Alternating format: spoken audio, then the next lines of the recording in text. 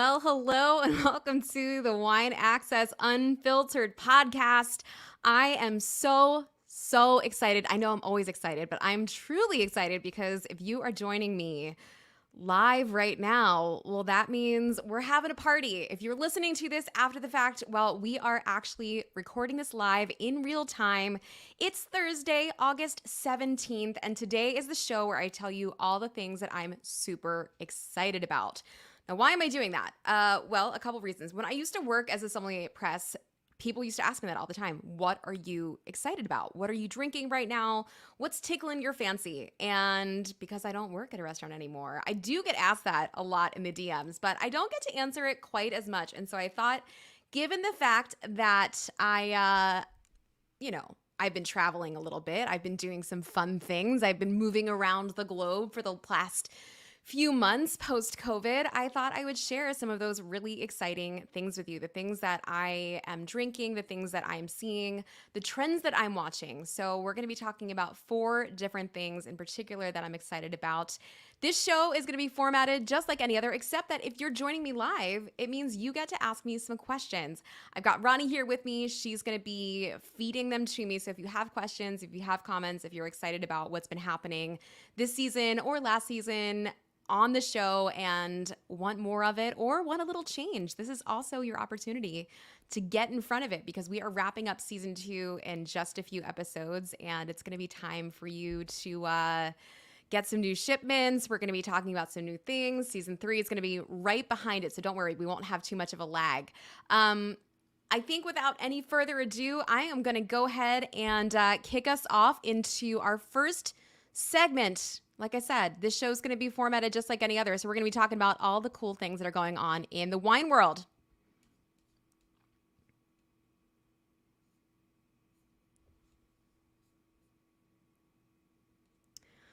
All right, my friends, we are talking about what's going on in the wine world, and we're going to start with this. It has come to my attention that the maintenance staff is switching our toilet paper from Charmin to generic.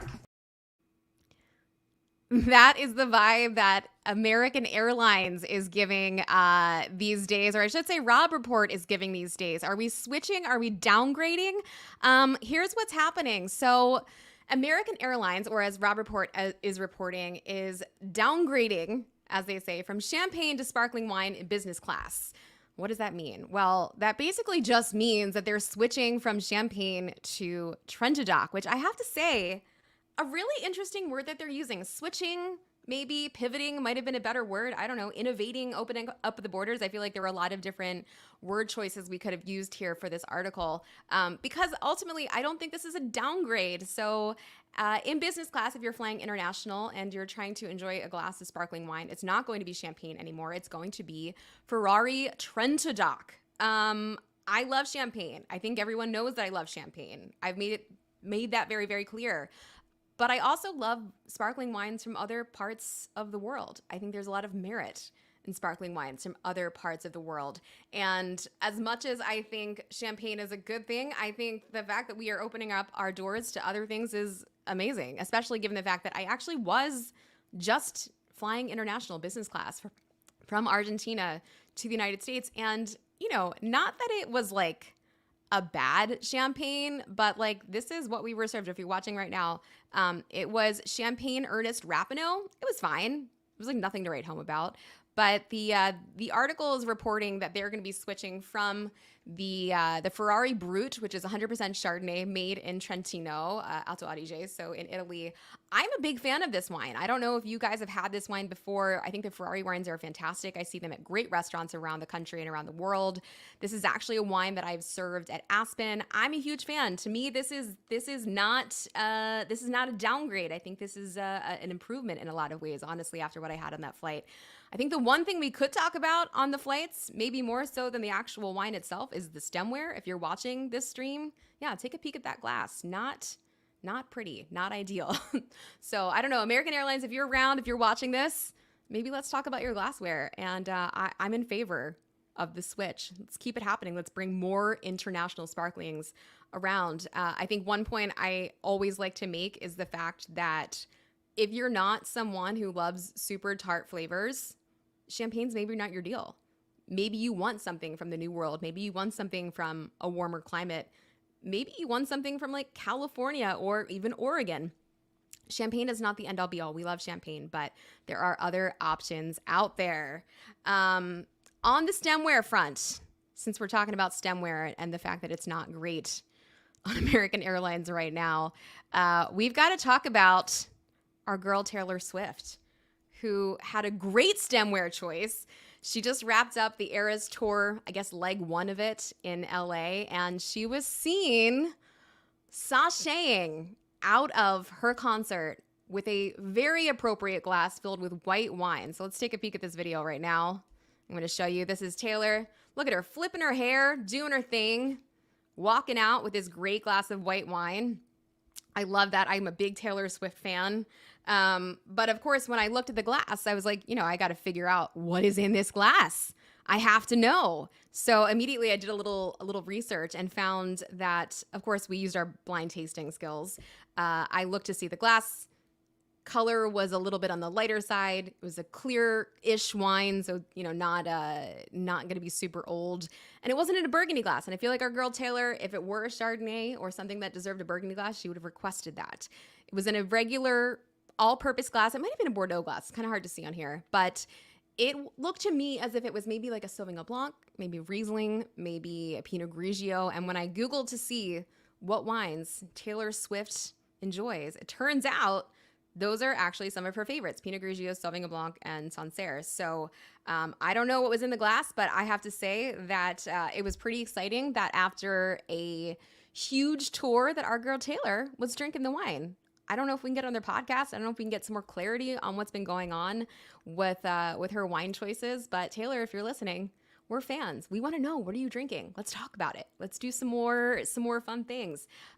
If Taylor were drinking a Sauvignon Blanc, it is possible that she might have been drinking the world's most expensive Sauvignon Blanc. Wine Searcher just put out their most expensive Sauvignon Blancs in the world, and I think this list was really, really interesting. I'm going to put it up here for you. Let's put it in the big guy. The world's most expensive Sauvignon Blanc is coming from, drumroll please, right here in Napa Valley. I'll give you a second to guess what it is. 3, 2, 1. It's maybe a wine that you didn't even know existed, because a few years ago, I didn't even know it existed. I have a fun story about this wine. It is the Screaming Eagle Sauvignon Blanc. So it's the white Screagle, the white beagle, the barking chicken. We have a lot of names for it. When I worked at Press, this is a wine that we actually didn't even have in the list because they didn't distribute it.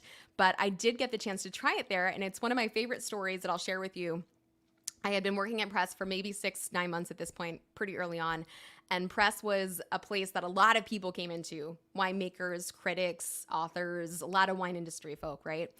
And so one night, Robert Parker walks in the door, and Robert Parker came into the restaurant with some regularity. And that night, I happened to be on the floor, kind of alone. And he walked right up to me and he said, "Hi, how you doing? It's good to see you." And I was like, "Hey, Robert Parker, it's really good to see you too. What's going on?" And he said, "Oh my gosh, I'm so excited. I have something I've never tried before. Do you want to come try it with me?" And I was like, "Yes, of course. I want to come try this wine with you, Robert Parker."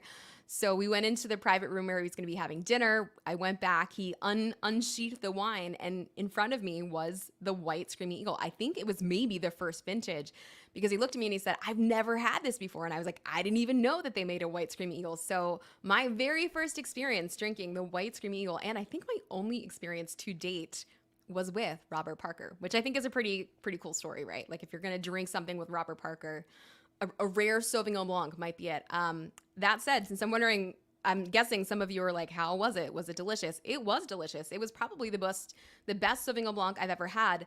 Whether it was worth the $4,421 price tag that Wine Searcher is saying it is bringing in, I don't know if I go that far. I think there's a few like handbags and other things that I would maybe buy before getting a $4,000 Sauvignon Blanc. But if that's in your budget, I have to say it was pretty darn good. The other wines that were on that list, of course, a bunch of Dagenauts. You got the Puy Fumé, for $1,785. This is the Louis Benjamin Didier Dagenau Puy Fumé Asteroid. You also have the Dagenau Memento Mori for $1,262. The Pavillon Blanc from Margaux, Chateau Margaux, which of course, one of the heralded first gross of Bordeaux, that's coming in at $325. Below that, you've got the Nicolas Barbeau, you've got the Vacheron Sancerre, couple more from California, the Lale Vineyards Georgia, an iconic Sauvignon Blanc for $155. And the list rounds out with Francois Cotat, who I love, their Sancerre Cuvée Paul, $144, which I will say the Cotat Sancerre is amazing, but you can also get their more entry-level ones for like between $40 and $70. They're very allocated and hard to find. And then last but not least, another California gem, the Melka Maquera White for $144. So those two come in at the same price. The one wine that was not on the list that I immediately was like, where is this wine, was the Haut-Brion Blanc. And when I Googled it, I was quickly reminded, as some of you may be wondering the same question, where is the Haut-Brion Blanc? The Haut-Brion Blanc is actually, and I didn't know this, predominantly Semillon. It's a Bordeaux Blanc blend, so it's predominantly Semillon. It's over 50% Semillon, the rest Sauvignon Blanc. And it reminded me of another great wine that I was excited about years ago, still excited about, in fact, which is the Rudd Susan's Blanc coming from Mount Veeder. I think they still make it. It's super, super small, but they even do it in the Haut-Brion bottle, and it is a blend of Semillon and Sauvignon Blanc. So if you're into that kind of wine, crispy but still weighty and kind of waxy and delicious, that's one to seek out for sure, coming right here in Oakville. We are going to wrap up our articles with an update. The Rob Report. Let me bring back my face, because I guess I haven't been on here in a while. Let's bring back my face here. Rob Report is updating us that the thieves behind that $600,000 bottle, the thieves behind that $600,000 LA wine heist, they skipped over the California labels in favor of French bottles. So we reported, or I guess we talked about this article in our last episode when I was with Molly Green from Saison. We talked about the fact that the wine shop in LA was robbed. It turns out they actually did release what was actually taken from that shop. It was a terrible thing that happened. It was that Mission Impossible style thing, where the guy came in through the ceiling, took $600,000 worth of wine. It turns out he wasn't super into California wines and was probably kind of clued into the wine world, because instead of grabbing pricey bottles of Krug champagne, he went for an $800 bottle of Guillaume Solos champagne. So he went for the Solos champagne. We went for grower champagne over house champagne. I don't know if it were me. I'm not sure that I would have done that. I like Solos, but I like Krug too.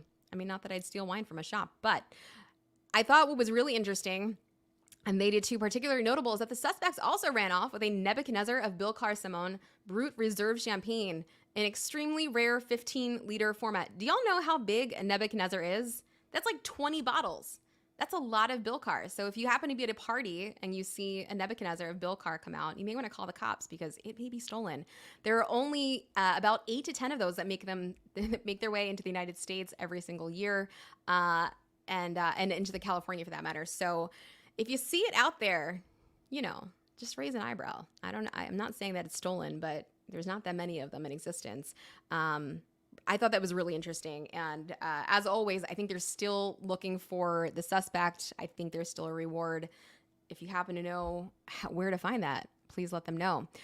Before we get into the meat and potatoes of the show, if you will, I have something that I want to talk about besides this, which is Harvest Stomp. This is something that I've been involved with the last couple of years. I love being a part of it. It is a charity auction event that happens, and I think for me, it's a charity that does a lot of good. One of the best ways to get truly one of the best ways to get truly one of a kind experiences, both in wine and in doing things here in Napa Valley or elsewhere, is to go through some of these auctions. And I think Harvest Stomp does a great job of curating some amazing, amazing auction lots. And what's cool is that in addition to the fact that they're holding this event, there's also an e-auction this year. So I wanted to draw your attention to that because This is going to be happening right now. It's August 17th. It's going to be closing August 24th. And there's some really, really amazing lots. And the essence of the auction this entire auction supports the Worker Foundation and the Napa Valley Grape Growers. They do amazing work here in Napa Valley. Nothing we do in this wine world happens without our farmers, and this organization, both organizations, truly support all of their efforts, everything from healthcare to they just do everything. It's amazing. So you're going to be supporting a good cause. Let's take a look at this first lot because I think it's pretty incredible. I didn't even know this existed. So Scarecrow apparently did something called Toto's Opium Dream. So if you're familiar with Scarecrow, this is a wine, multi-100 point wine coming from the J.J. Cone Vineyard in Rutherford. This is a wine that I think a lot of you would love to get your hands on in general, but this is a super, super rare bottle that's going to be up for grabs. This is coming specifically from the Old Men vines. If you've been ever lucky enough to go see this vineyard, you'll know what I'm talking about. They're big, they're gnarly, they're kind of crazy. And so this is one of only a few bottles that's ever going to be released, and you're getting bottle number 1 in this auction. So take a peek at this auction. I've linked everything in the description if you're interested in checking it out. This is obviously going to go for quite a bit of money, but there are other lots that I think are, going to be a little bit more reasonable. So if you're interested in supporting the cause, I will be there at the actual auction. So if you're there, say a little hello. That is it for our articles section. We're going to be getting into the drinking wine section, which I don't know why I haven't been doing in the first place. I am quite thirsty. If you're drinking with me on this podcast, that means you're probably drinking the AtLarge Chardonnay, which is what I'm going to be opening in just a few seconds. If you're not drinking with me, that means you're maybe not a part of the Wine Access Unfiltered podcast wine club. What are you doing with your lives? Get on it. We are having so much fun doing this podcast wine club. And if you're not a member of it, let me tell you a little bit about it. It's pretty great. This is the podcast wine club here. It's $120 plus tax per shipment. Does include shipping though. You're going to get 4 bottles, all hand selected by me and delivered 6 times per year. And then you get 10% off all of your purchases. So there you go. Join us. Have a little fun. When we come back in just a few seconds, I'm going to have the AtLarge Chardonnay along with a few other surprises. So go grab your wines and I'll see you in a second.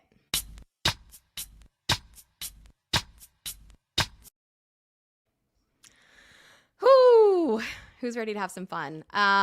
Like I said, Ronnie is managing the comments. So if you have questions, let me know. This is your moment to come drink with me and have a little fun. This is the part where I get to tell you about all the things that I'm really excited about, of which there are many, including this wine that I have right here in my glass. Cheers, first of all, to all of you. Cheers. I hope you're drinking with me. If you're not, and not in a place to be able to drink with me, well, I hope that you pause this and make that happen later. I am drinking, as I said, the AtLarge Chardonnay. I'm going to show it on the screen right here. And this is a really beautiful project that I was very, very fortunate to come across, courtesy of Laura Coffer. She brought it to my attention. I didn't even know this existed. Our friends Keith Emerson and his wife Holly, they are Napa residents here. They are making some beautiful, beautiful wines under their own label, and they're doing a Chardonnay coming from the Willamette Valley in Oregon. Now, why is this important? Well, number one, Keith Emerson, if that name rings a bell for you, as it probably should, Keith Emerson is a 100-point winemaker for Vineyard 29 here in St. Helena. But this particular project is coming from a single vineyard. I'm going to show it to you right here. This is the 2021 AtLarge Chardonnay coming from the Willamette Valley in Oregon. And this is actually coming from a single vineyard, the Domaine Lubajac Vineyard. If you're wondering why this wine only says Oregon and not Willamette Valley, I thought I would call that to your attention. I asked Holly today, I was like, what's going on with this? Why does it only say Oregon on here? I see that this is from a single vineyard. And she said, she reminded me of something. So obviously Keith is the winemaker at Vineyard 29, which means they are making the wine here in St. Helena. He's got all of his resources right here. So they bring the grapes down and they make the wine here. It's very, very normal. The reason that it says Oregon on the label is because a few years ago, sort of famously, Joe Wagner stirred up a bit of a pot for the region and was making quite a few wines coming from Oregon that were not being made in Oregon. And so a lot of people got really upset about that. And so a law was passed that if you are to label your wine anything more specific than Oregon, like Willamette Valley, it does actually have to be made in that region. So even though this is only saying Oregon, this is a single vineyard, single cuvee, single block. I think she said even it's only 273 cases, and our wine club got it. So why did I include this? Well, because I went to Oregon for the first time about 2 years ago, and of course I went up there thinking I'm gonna drink all these great Pinots. I can't wait. This is the land of Pinot Noir. I mean, this is why the Willamette Valley got famous. And I left there with a very different observation. Not that the Pinots weren't great. We love the Pinots there. But my observation was that the Chardonnays kind of stole the show. And I think this one in particular sort of makes me remember why I love them so much. So if you're drinking with me, I think the first thing you're going to notice on the nose is that it's very like sea spray and minerally. And even though it's got all these great ripe fruit flavors, there's something a little bit like tart in there too. So, in California, we typically get these really beautiful ripe apples on our Chardonnay noses. Very rarely are we going to get something more tart like lemon, these more like citrusy flavors. You typically get that more in Burgundy in cooler climate regions. What I love so much about Oregon is that you're sort of getting the best of both worlds. You're getting both these like really nice tart flavors, and you're also getting a little bit of ripeness. So if you're smelling this and you're having a hard time figuring out like where does this land, that's good. It means it's uniquely Oregon. This is a uniquely Oregon wine. So I think the nose, strikes me first. And then you drink it and you're like, ooh, that's got a little everything on there, doesn't it? It's kind of rich, but it's balanced, but it's not over the top, and it doesn't give you a lot of that creaminess that we sometimes get with like full Malo Chards. This is interestingly whole cluster pressed, so you're getting a little bit of that spiciness. It does go into a little bit of French oak, not a lot. Only 20% new, 40% once used, and then 40% twice used. So you're not getting a lot of that like baking spice, that vanilla. You're just getting a little bit of a kiss of it, right? Just to kind of like open it up, brighten it up, just as if you were like seasoning the pot with just a little bit of salt. And then this was bottled in 2021, so this has been in bottles since it's 2023 now. So it's been in bottle for 2 years. I think this wine is fantastic. And if you're noticing the acidity as I am, you'll feel the urge to keep coming back to it over and over again. I hope y'all are enjoying this as much as I am, because I think this is super special. In addition to the fact that I'm super excited about Oregon Chardonnay, as I hope you all are too, I'm also really excited about Oregon sparkling wine made from Chardonnay. So obviously a natural progression from that. So Oregon sparkling wine, I think is something that I'm going to be paying more attention to. In particular, I was just in Aspen at the Food and Wine Classic doing a whole seminar on the sparkling wines of the world, and I included an Oregon sparkling in there because I think they're so unique and so special. And one of them that I included was the Grand Moraine. This was a Blanc de Blanc, all coming from the Willamette Valley, and something that I think really just embodies, as I was alluding to before, sparkling wine is amazing, and it can really show all of its different places as it migrates from region to region. And I think Oregon is really special in that it showcases all the things that we love about Champagne, right? You get all that great acidity, you retain that minerality, but there's something a little bit more, I don't know, textured, weighty, but not ripe. And that's what I really like about it. You get into more California sparkling wine, and those wines, can have a little bit more ripeness. And I love that. And I love the fact that when you get to more ripeness, you can also lower the dosage. So you get this really bright expression with still super ripe fruit. But with Oregon, I think, again, just like with the Chardonnay I was talking about, you get the best of both worlds. I love that some of you in their comments are commenting that you love this wine. I'm so excited. Ooh, I can't get enough of this. Dangerous to be doing a live podcast drinking wine. I don't know who thought this was a good idea, but I'm here for it. All right, I'm going to set that aside, and I'm going to go to number 2 thing that I'm super excited about. I wonder if you can guess what it is.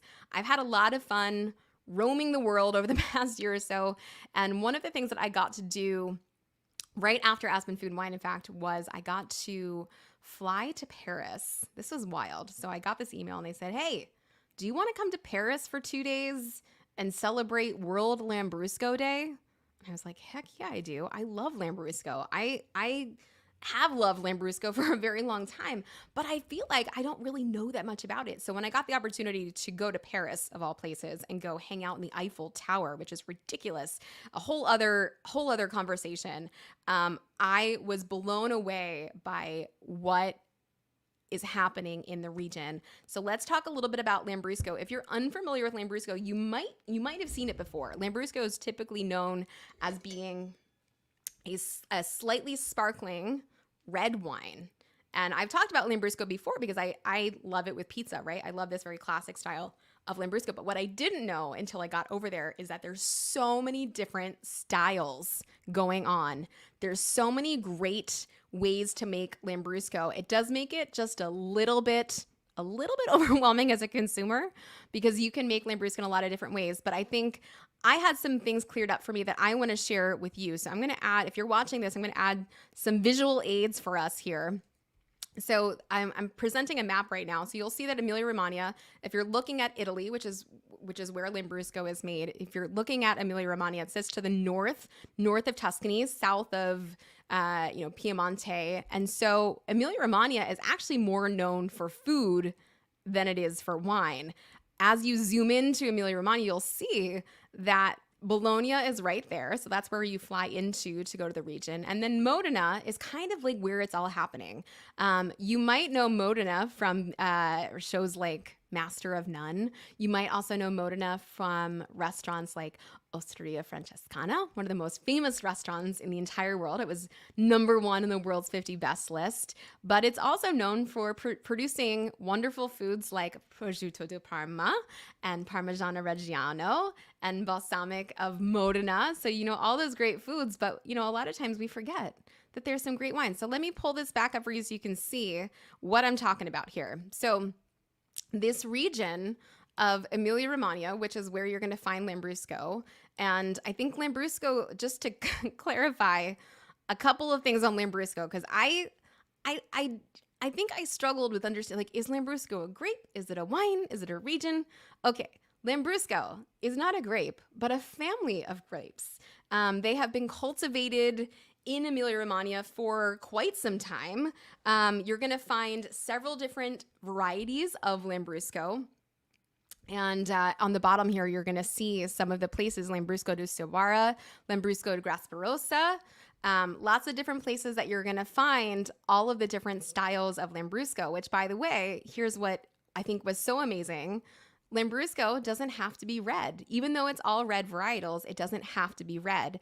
It can be produced in white, in rosé, in a whole family of different colors. And in fact, when I was in Paris, I got to taste all of these different styles. And then when I got to the region a few days after, I tasted 145 different styles of Lambrusco. So that's how you know there's so many different ways to make this. I think one of the other things that I want to clarify is that Lambrusco can be made in all different ways. So if you're out there in the world shopping for Lambrusco, one of the things that took me a second to figure out is the fact that it can be made in the Charmat method, just like Prosecco. It can be made method ancestral, like you would find with Pet Nat. It can be made in the Champagne method, the traditional method, so where you have fermentation in bottle. And so it was, I think, a little confusing for people and for me to sort of look at a region that's producing these sparkling wines and go, well, how is it made? Like, how do you know? Confusingly, it can be made in lots of different ways. But here's what I think my big takeaway was when you're talking about the two primary styles of Lambrusco. So Lambrusco di Sorbara. So Lambrusco di Sorbara is going to be the grape, right? So this is one of those family members of the family of Lambrusco grape. Those are usually made in the lighter style. So it's made in either the white or the pink style. Lambrusco Grasparosa is going to be made in the red style. So if you love that red, slightly sweet at times, slightly sparkling frizzante, that's usually Grasparosa. So if you're out in the world looking at a menu and you see Sorbara and you see Grasparosa, well, that's what that means. So that clarified that for me. One thing that I discovered while I was there, or I should say rediscovered, because I was actually familiar with this producer, is the Paltrinieri wines. So these have actually been featured on Wine Access before. This is the Les Clis. I did not get this. This is from my personal stash. But Paltrinieri is probably the most exciting producer of Lambrusco right now in the region. When it does come to Wine Access, when it does make a reappearance, this is a wine that you're going to want to definitely check out. And if you're watching right now, you're going to see that this is not your typical red color, right? This is sort of this almost Bilcar Simon rosé color. This is kind of like orangey hued pink. And what was so cool about Paltrinieri is that he really makes these Lambruscos in a dry style and in a style that is a little bit more serious than I think what we're used to seeing in the region. Just take a peek at that color. Look how pretty that is. I also want to draw attention to the fact that Lambrusco can be bottled in lots of different ways. And this one was actually under regular cork, which is kind of crazy.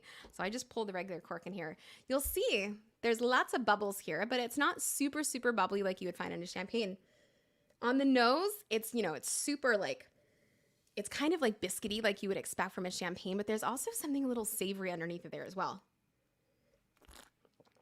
And this is a wine that is actually coming from vines that are 45 years old. When I was in the region tasting at the different wineries, tasting tons of different wines, we went to the consortio and tasted those 145 wines. I was amazed to see, how much the style and the quality can change.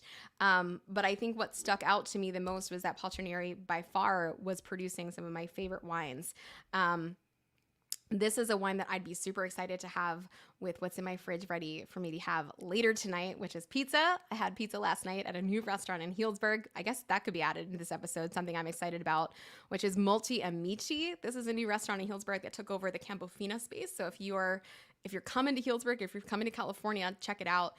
But pizza, to me, Lambrusco is always a pizza wine, right? You can have this with lots of different Italian foods. And certainly, if you're in the region, if you're in Modena, the things that you want to have it with are the great meats, the charcuteries. So if you go there, like you're just going to be inundated with tons and tons of different meats and cheeses, and especially the Parmesanos, which are delicious. I can't get enough of this wine, and even though I swore off charcuterie for like a minute after this trip, I'm kind of ready for it to come back into my life. I don't know about you guys. So if you have the privilege of having some Lambrusco, I would say definitely go to your store, go to your local, like Dina's Lucas not around anymore, but when I'm back in Philly, I always go to DeBruner Brothers. That's my favorite. Get some great quality meats and cheeses and like go to town with this. I talked about great sparkling before. This is another great example of sparkling that can be made from other regions that do incredible things. Sparkling is not a one-man show. There's lots of different ways to do this. And I love, love, love this wine. I don't know if y'all like Lambrusco, but if you're listening to this and you're not on the Lambrusco train, time to get on it. We're here for it. All right, number 3 thing that I'm excited about. This will be a quick one because we're doing a whole episode on it coming up. So I was just recently in Tuscany in Chianti Classico. And I have to tell you, I think of all the trips that I've had this year, this one, even though it was my 3rd time in Chianti in the last year and a half, this one just did it for me. I don't know what it was, but this one just did it for me. If you're not drinking Chianti Classico, you're missing out. We're going to be talking to Filippo Bartoletta in our next episode, who lives in Tuscany and who I got to know actually both in Tuscany and on our trip to the Eiffel Tower with Lambrusco. But what I'm excited to talk to him about is how far Chianti has come. And I don't know if you've traveled to the region, if you've been drinking Chiantis. I'm talking specifically about Chianti Classico, which is the heart of the region where you're going to find the best producers. It's also the ones that are famous for having the black rooster on the label. You'll see the black rooster on the back of the label and on the band of the actual wine itself. But Chianti Classico, for me is my favorite wine to drink anytime. And it does so many different things in terms of versatility with different foods, with different styles, with different events. Mostly Sangiovese when we're talking about Chianti Classico, but can be blended with lots of other things. For me, Chianti Classico is the pasta wine. So, as much as I love my Lambrusco with pizza, for me, Chianti Classico is what I'm having for pasta night. It's also wine that can be aged. We had a lot of Chiantis that had some age on them. I also had the great fortune of going to have steak at, oh my gosh, I can't believe I'm blanking on his name right now. It'll come to me later. But anyway, we had steak in Panzano, and if you'll know what I'm talking about. He's like the most famous butcher in the world. But we had steak in Panzano, and it was so good with Chianti. For me, Chianti Classico is one of the things that I'm most excited about that I'm definitely going to be drinking more of. And I'm going to be drinking more of it because they also just introduced a new classification system. So you're going to be able to get even more quality, or at least distinguish the better quality. So you're going to start to see the UGAs in the label. So you're going to start to see things like Greve and Rada and Panzano, these single regions within the region of Chianti Classico, actually on the label of the wines. So we've come a long way from our fiascos on the table. We are really, really digging in. And the crazy thing is Chiantis are so well priced. I mean, we're talking anywhere from 15 to 30 bucks for a really good quality Chianti Classico. So if you're not as excited about Chianti as I am, it's time to get on the train, and it's time to start stocking up, because I think this is a wine and a region that, even though it kind of fell for a while, right? I think the straw baskets did a little bit of a disservice to Chianti. I think it's on an upswing. I honestly think this is a region that is putting so much money into marketing and rebranding and making sure that people know that these wines are built to last. They're built to drink. They are not your old school grandma's wines. These are serious wines that have sort of a playful nature. One question that I've gotten that I want to answer right now is from Ben. What is your favorite universal glass for primarily reds? And the reason I want to answer that right now is because I'm actually drinking from it. So this is the Gabrielle glass. You'll see the shape here is really simple. They make a higher end one and then more of a more entry level one. This is the entry level one that's about 30 bucks. The entire Wine Access team uses the Gabrielle glass. We're huge fans of Gabrielle glass. You'll see I was also using the Mark Thomas earlier for my AtLarge, which I love. These are more expensive. This is not your everyday glass, although I do tend to use fancier glasses for every day. But for my everyday glass, I am all about Gabrielle glass. I love the shape of it, and this is also a wine that you can use not only for reds, but also for whites and sparklings. You'll see these at lots of Michelin-starred restaurants across the country. You'll see these at wineries. You'll see them everywhere. They're just a beautiful, beautiful shape, a great weight, and really, really well made. So things I'm excited about, Gabrielle glass. And then if you want something a little fancier, the Gabrielle glass, higher end as well, but also the Mark Thomas. So great question, Ben. I see a few other questions that I am going to be addressing at the end of this podcast. So don't worry. If you've got more questions, they're going to be answered just in a second. We're getting to number 4. I hope that you're still here because I opened a really special bottle for you guys tonight. And the reason that I did that is this is something that it's not a new thing that I'm excited about, but it's something that I'm excited about again. I mentioned earlier that I used to be the sommelier at Press, which is in St. Helena, known for having the world's largest, deepest collection of Napa Valley wines in the world. And when I was there, I got to open some really, really cool things. I mean, our list went all the way back to the 1950s and 60s. We had deep verticals of all the great producers: Martini, Krug, Diamond Creek, Robert Mondavi, you name it, it was on the list. And we had tanker loads of it. And so every night I was uncorking some amazing, amazing bottles for people like Robert Parker.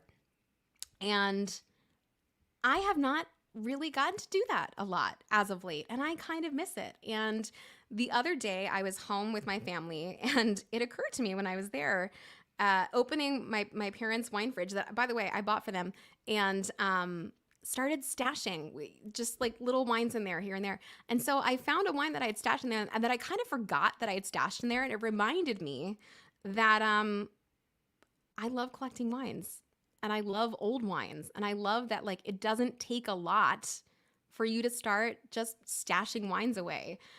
With that in mind, I opened a really fun bottle for you guys for this particular podcast. This is not a wine that you're going to find on Wine Access. But I found this wine and I wanted to share it with you guys virtually tonight. I'm just going to show you the glass right now because I think if you were to look at it, you'd be like, that's not that old. That looks pretty red right now. It's been sitting in this it's in a very small glass, by the way, because this is a little on the older side and I like a smaller glass for older wines, under a spyglass because we don't want too much oxygen to come into this wine. This is, any guesses? A 1979 Louis Martini Monterosso special selection. I couldn't help myself. I wanted to open something really fun and kind of old because I'm really excited about older wines again, and I'm excited about collecting wines and holding on to wines and making sure that I have enough wines to do that.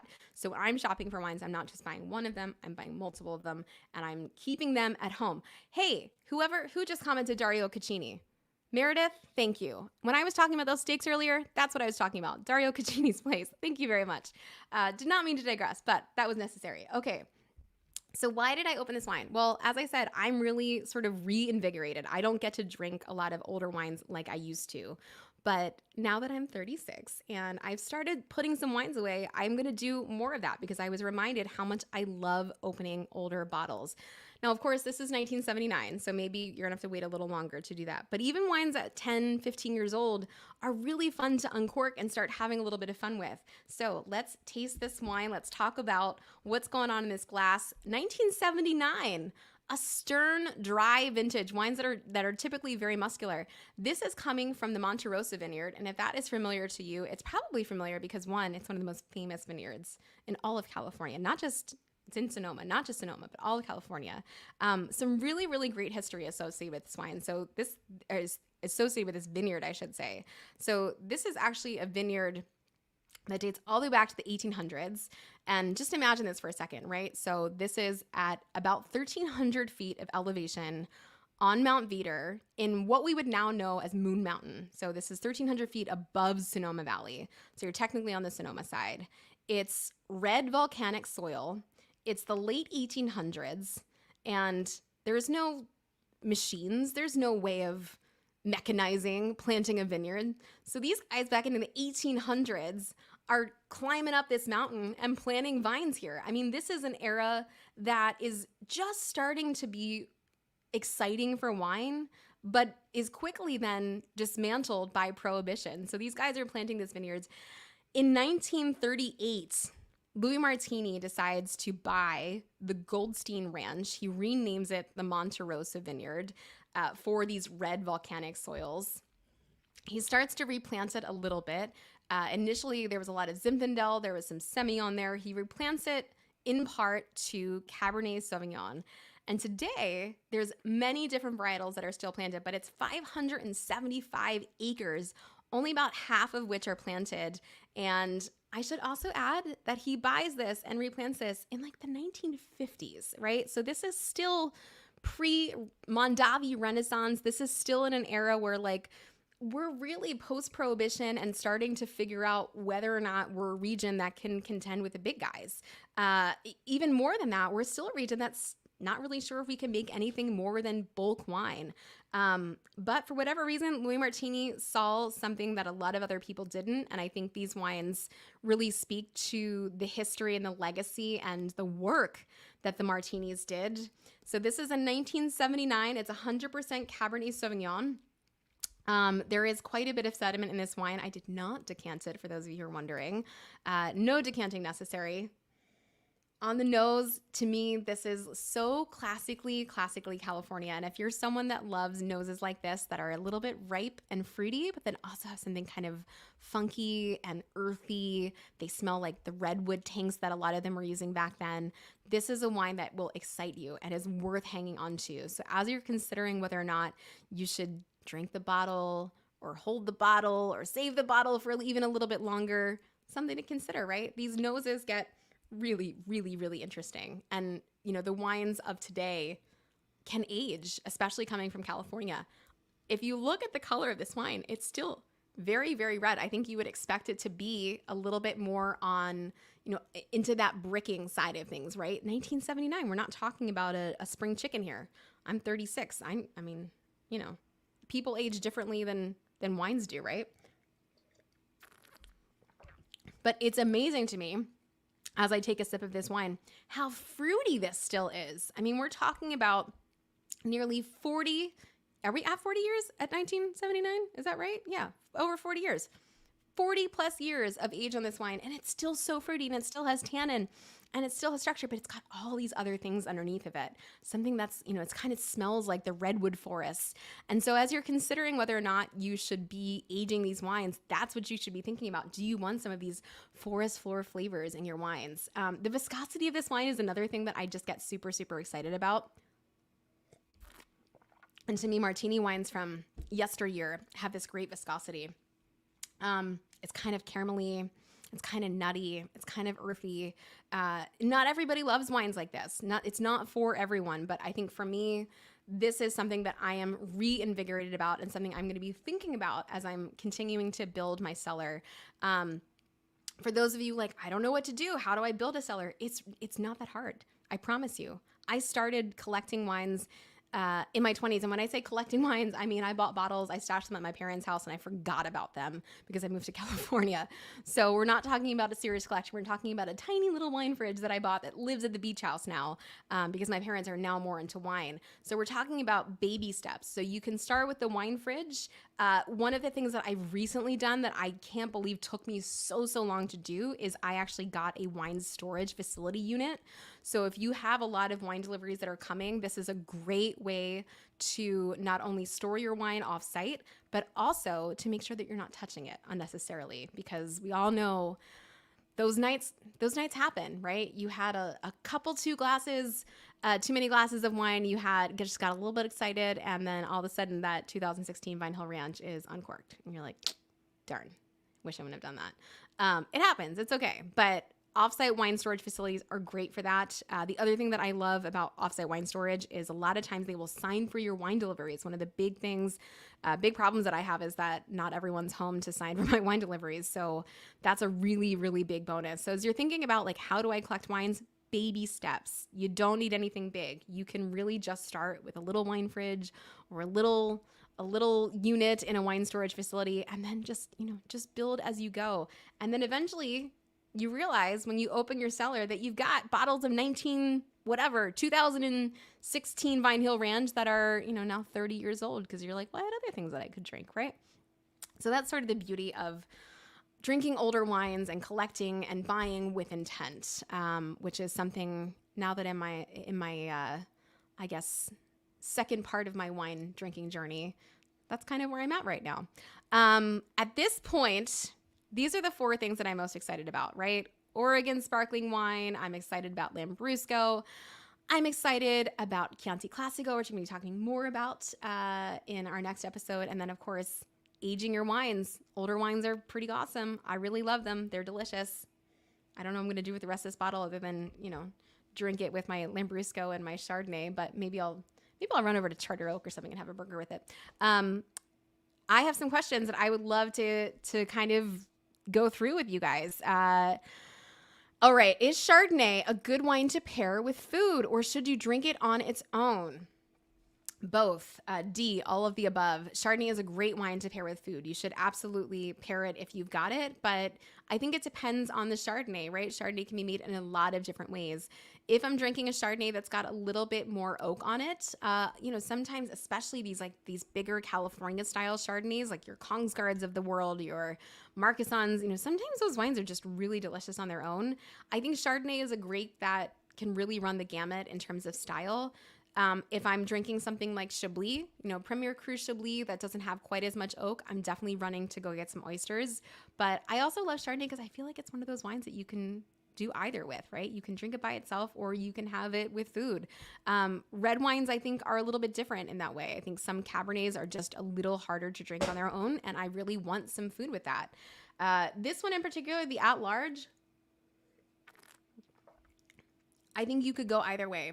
I think there's so much beautiful fruit on here that you would not be mad if you didn't have food with it. But I think if I really, really had to have food, I'm going a little bit lighter. I think I'm going like salad with chicken. This is a rich wine, but it's not overly rich. It's a wine that doesn't want super, super heavy food. Now, if I were having something like a Kongsgaard, a really oaked Chardonnay, I actually would probably go something even bigger. And I've talked about this in the show before, which is I'd probably go with steak. I love Chardonnay and steak. I know it's crazy, but Chardonnay and steak is highly underrated. So great question. Question from Meredith. I've enjoyed the second season. I've learned a lot, but wanted to know if you plan on doing future episodes with non-wine industry guests. Yes, of course. We had a lot of fun introducing some wine industry guests into the show this year. We're going to be having some more non-wine industry people come back because we love that. I think one of the real reasons that we decided to do this show was to make wine conversational again. Talk about it with people who maybe don't live and breathe wine the way that we sometimes do. That's really important. People drink wine who don't work in the wine industry. So yes, of course, we'll be bringing more people on from the wine industry, from outside the wine industry. So I love that. Do you have another question from Ben? Do you have any go-to benchmark producers for Chianti Classico? I do. I think one of the ones that I loved so much was Fantodi. That is a family that's been doing some amazing things for many years in the terracotta world, and a really beautiful property. But I think, Fantodi makes wines that are on the expensive side and then also on the entry level side. So for me, that was one of my most exciting ones.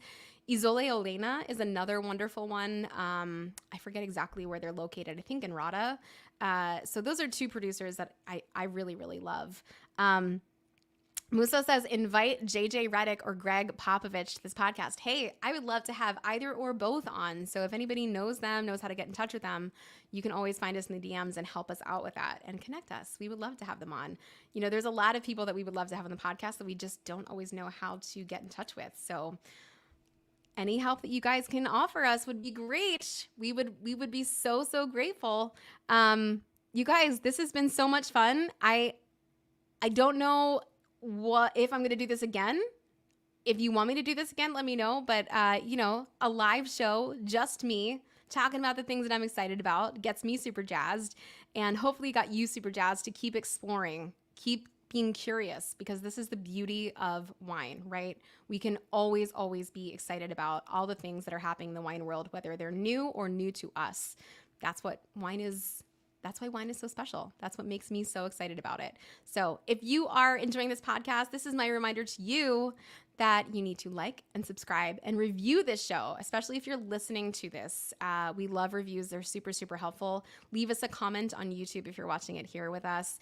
And, please just give us a little DM and let us know what you're loving and what you want more of. We're always open to suggestions and love hearing from you guys. So thank you so much to those of you who joined us tonight. This has been so much fun doing our very first live episode. I had a lot of fun putting this together, and I hope that I get to do it again soon. All right, you guys, I'll see you soon. Bye.